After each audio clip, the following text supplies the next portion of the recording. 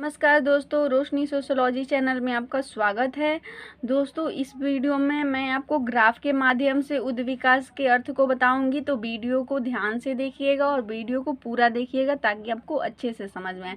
दोस्तों, मैं एक बात बता दूं कि उद्विकास जो है वो परिवर्तन, वृद्धि, विकास, गतिशील, इन्हीं सब का एक रूप है। ये भी एक परिवर्तन का ही रूप है जिसको हम कहते हैं उद्विकास, और इसका शाब्दिक अर्थ होता है दोस्तों ऊपर की ओर जाना। ऊपर की ओर जाना मतलब कि ये जो विकास होता है उद्विकास, ये ऊपर की ओर होता है। ये विकास बढ़ता जाता है, ऊपर ऊपर की ओर बढ़ता है। जैसे कि उद्विकास को एक निश्चित दिशा में होने वाला परिवर्तन माना है। जो उद्विकास होता है उसकी दिशा निश्चित होती है, निश्चित दिशा में ये परिवर्तन होता है। इस प्रकार उद्विकास में, दोस्तों ये लाइन ध्यान से देखिए, इस प्रकार उद्विकास में किसी वस्तु में परिवर्तन समानता से जटिलता या विषमता की ओर होता है तो उसे उद्विकास कहते हैं।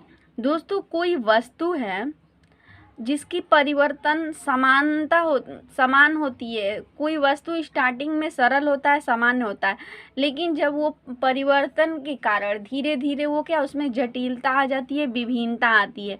दोस्तों चलिए मैं आपको ग्राफ दिखाती हूँ और ग्राफ में आपको अच्छे से समझाऊंगी कि कैसे है उद्विकास किसको कहते हैं।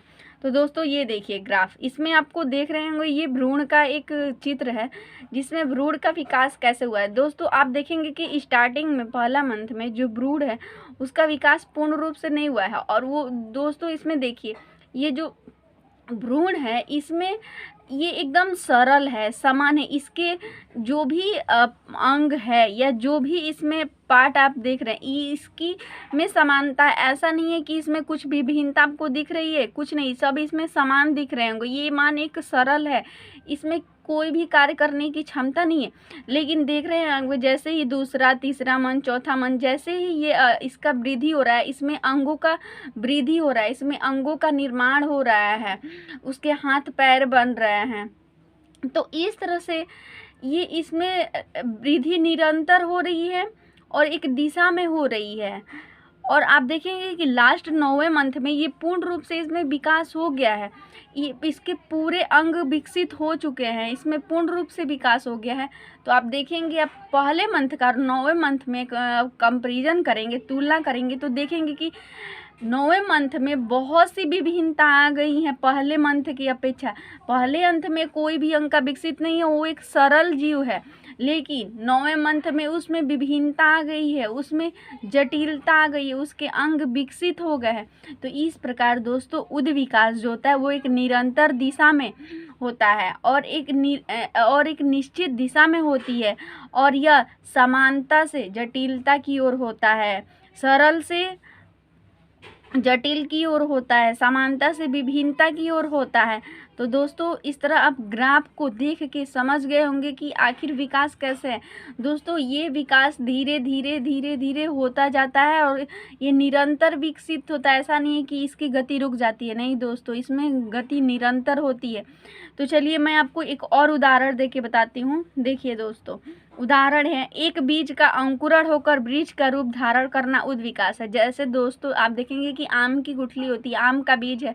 आप देखेंगे कि अगर आम के बीज को आप मिट्टी में लगा देंगे तो उसमें धीरे धीरे पत्ती, धीरे धीरे तना, धीरे धीरे वो क्या करेगा, वृक्ष का रूप ले लेगा।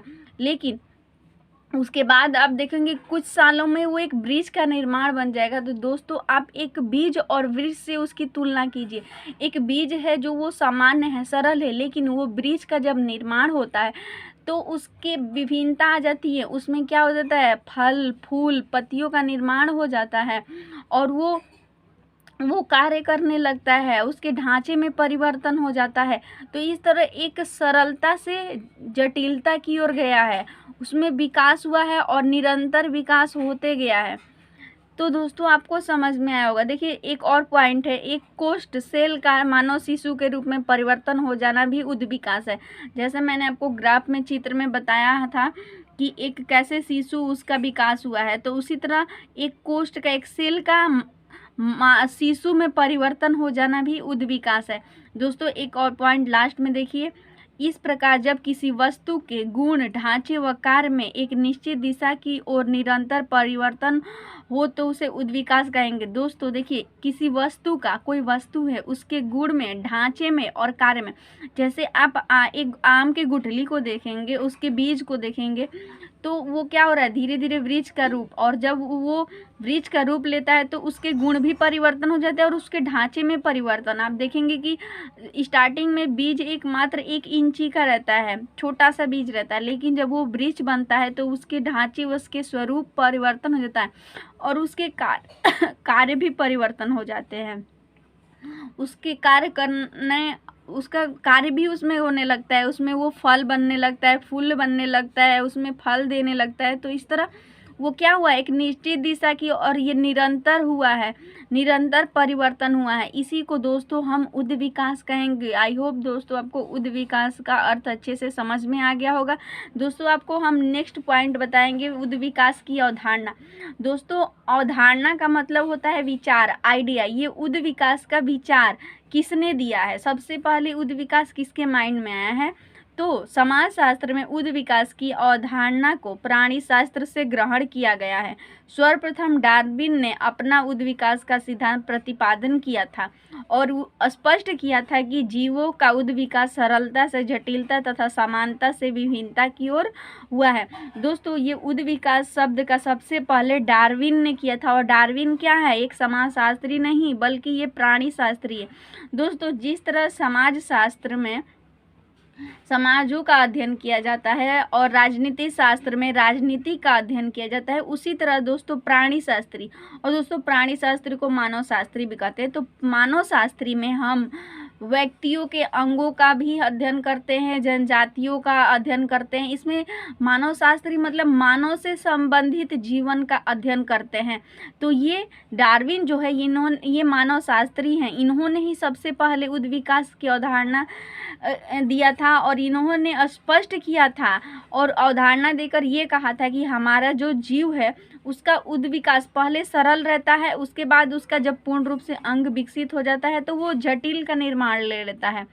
तथा समानता मतलब जब वो विकसित नहीं हुआ रहता तो उसमें समानता रहती है, उसमें कोई भी अंग विकसित नहीं हुआ तो एक समान है, समान रहता है। लेकिन जब वो विकसित हो जाता है उसमें विभिन्नता आ जाती है, उसके अंग विकसित हो जाते हैं, उसमें अलग अलग अंग अलग अलग कार्य करने लगते हैं। तो इस तरह इन्होंने उद्विकास सिद्धांत का प्रतिपादित किया था।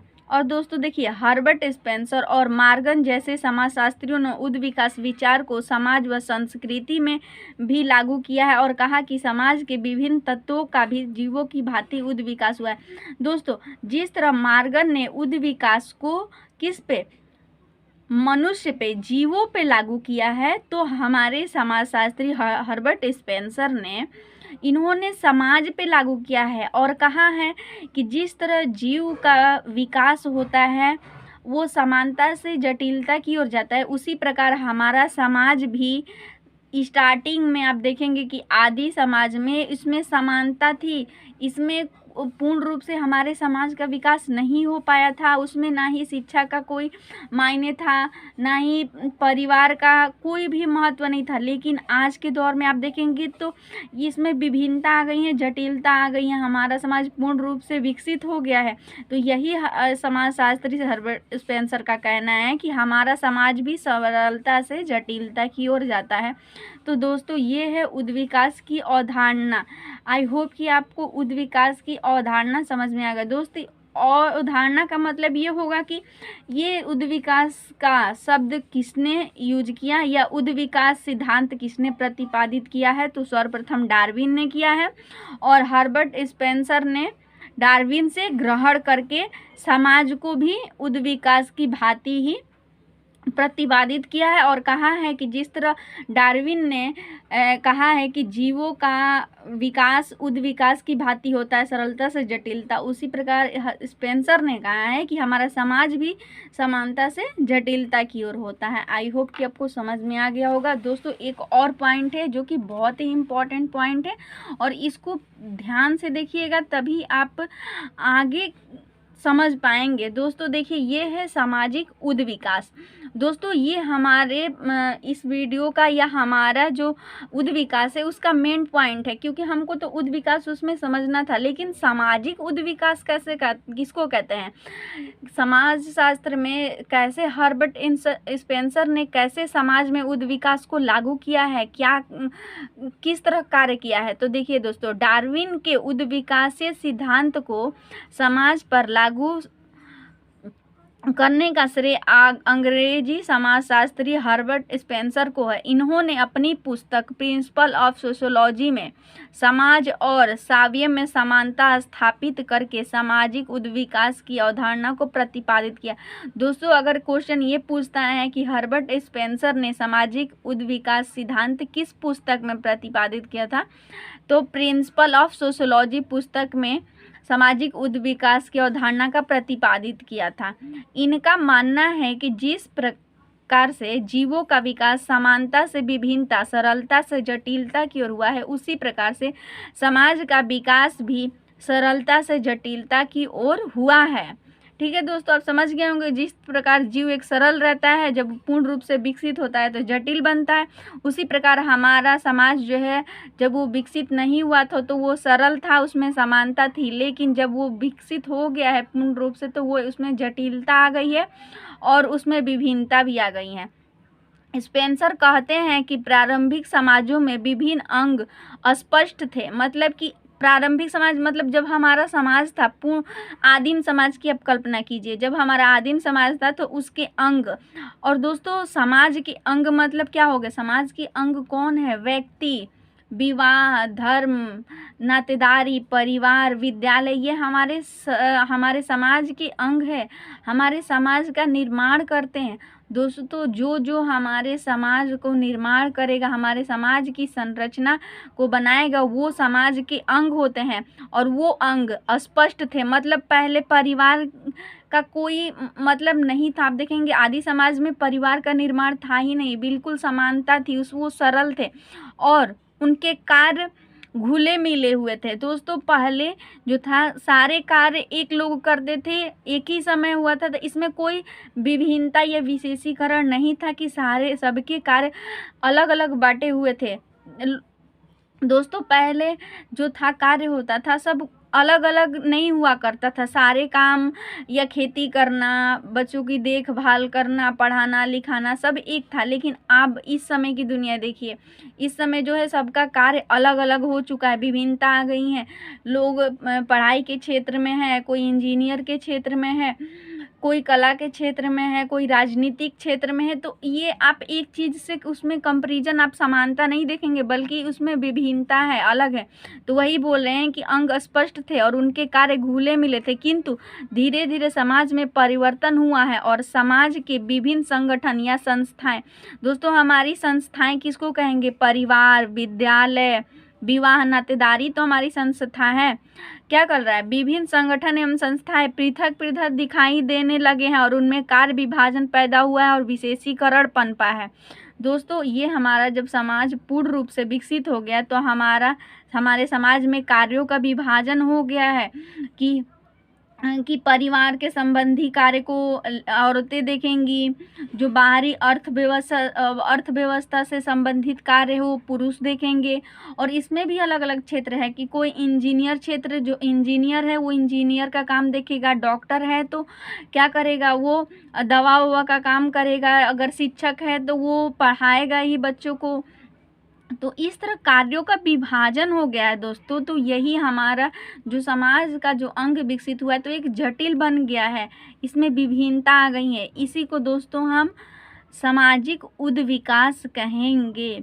और दोस्तों आपसे क्वेश्चन को ये पूछता है कि समाजशास्त्र में सर्वप्रथम उद्विकास का प्रतिपादन किसने किया था, तो समाजशास्त्र में सर्वप्रथम उद्विकास का प्रतिपादन हर्बर्ट स्पेंसर ने किया था।